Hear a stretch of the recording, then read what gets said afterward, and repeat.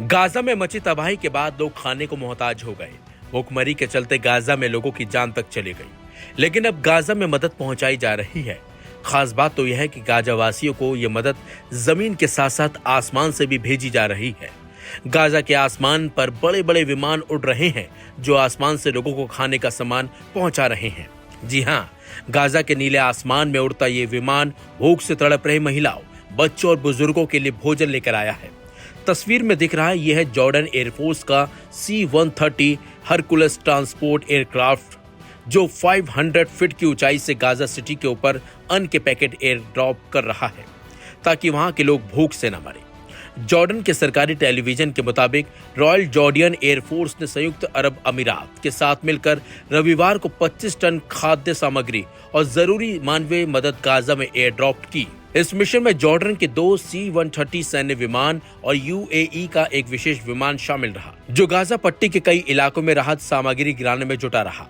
Jordan ने बताया कि इस अभियान के साथ ही गाजा में उसके एयर ड्रॉप्स की कुल संख्या 127 हो गई है।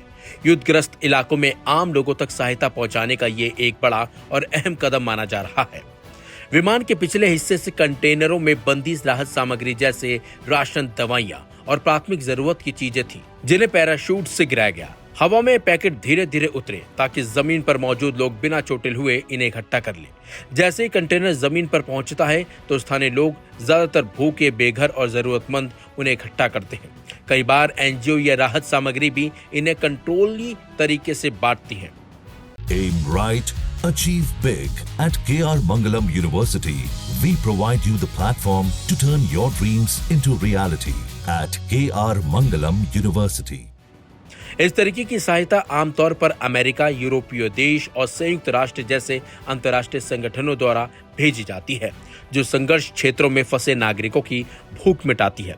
लेकिन इस बार जॉर्डन और UAE ने ये राहत सामग्री गिराई है। C-130 हरकुलस आमतौर पर यह सामग्री 5000 से 10,000 फीट यानी लगभग 1.5 से 3 किलोमीटर की ऊंचाई से गिराता है, ताकि दुश्मन की फायरिंग रेंज से दूर रहते हुए मदद पहुंचाई जा सके। वहीं इससे पहले इजरायल ने हवाई मार्ग से भी राहत सामग्री गिराना शुरू कर दिया है। ये कदम गाजा में भूखमरी से होने वाली मौतों को रोकने के उद्देश्य से किया गया है।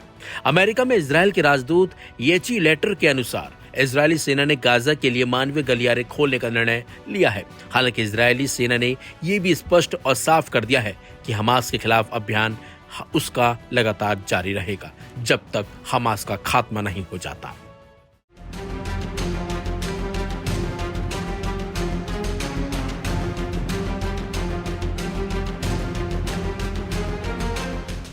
फिलिस्तीन को अलग देश बनाने की मांग तेजी के साथ उठने लगी है। पहले फ्रांस और अब सऊदी अरब।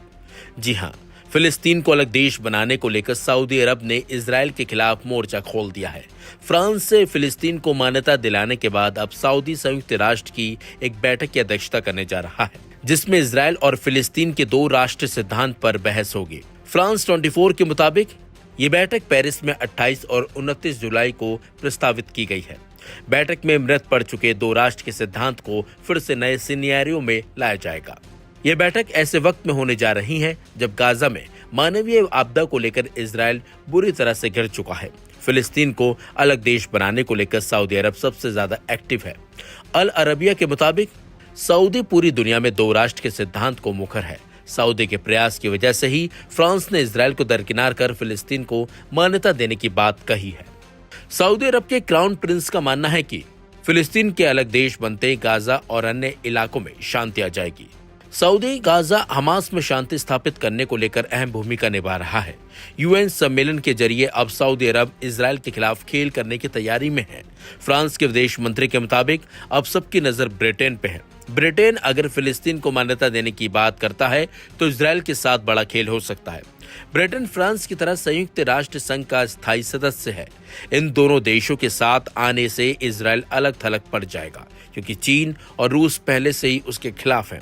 अब सवाल उठता है कि आखिरकार इजरायल फिलिस्तीन को अलग मुल्क बनाने का विरोध क्यों कर रहा है। तो इस पर इजरायली PM ने बड़ी बात बोली है। नेतन्याहू का कहना है कि Aim right, achieve big. At KR Mangalam University, we provide you the platform to turn your dreams into reality. At KR Mangalam University.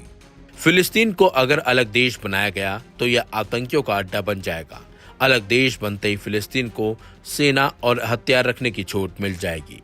दरअसल इजराइल को डर है कि इसके बाद फिलिस्तीन पूरी तरह से ईरान के कंट्रोल में आ जाएगा। उसका दुश्मन ईरान उसकी सीमा के करीब आ जाएगा। यही वजह है कि इजराइल इसका खुलकर विरोध कर रहा है।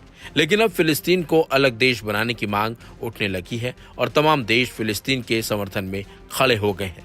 ऐसे में अब देखना होगा कि इजराइल इसे लेकर कोई कदम उठाता है या फिर वो इस बात को लेकर सहमत हो जाता है। लेकिन इजराइल को इसी बात का डर है कि अगर फिलिस्तीन अलग राष्ट्र या अलग देश बन गया तो सीधे सीधे उसको काफी नुकसान होने वाला है, क्योंकि ईरान सीधे उसके घर में घुसकर उस पर हमला कर सकता है। ये सबसे ज्यादा खतरा इजराइल को सता रहा है। फिलहाल देखना होगा कि इजराइल अब इसे लेकर विरोध अपना कैसे जताता है।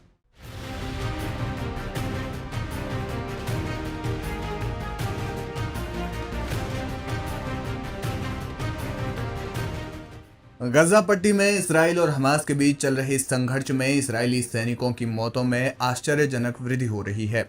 कुछ रिपोर्ट्स में दावा किया गया है कि 7 अक्टूबर 2023 से शुरू हुए इस युद्ध में अब तक 898 इजरायली सैनिक मारे जा चुके हैं, जिनमें से 454 की मौत गजा में ग्राउंड ऑपरेशन यानी जमीनी अभियानों के दौरान हुई। हाल के हफ्तों में घातक हमलों ने इसराइल में आंतरिक दबाव और क्षेत्रीय अस्थिरता को बढ़ाया है।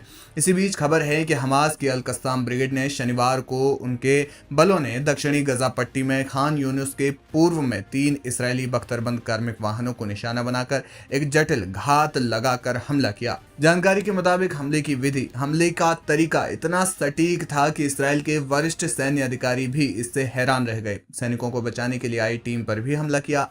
3 अलग अलग टीमों में से प्रत्येक पर हमला हुआ, जिससे ये दर्शाता है कि हमले की विशिष्ट रणनीति के तहत इस हमले को अंजाम दिया गया था। हाल के महीनों में हमास ने नई युद्ध की रणनीति अपनाई है, जिनमें सुरंगों और विस्फोटकों का उपयोग करके इसराइली सैनिकों पर घात लगाकर हमले किए जा रहे हैं।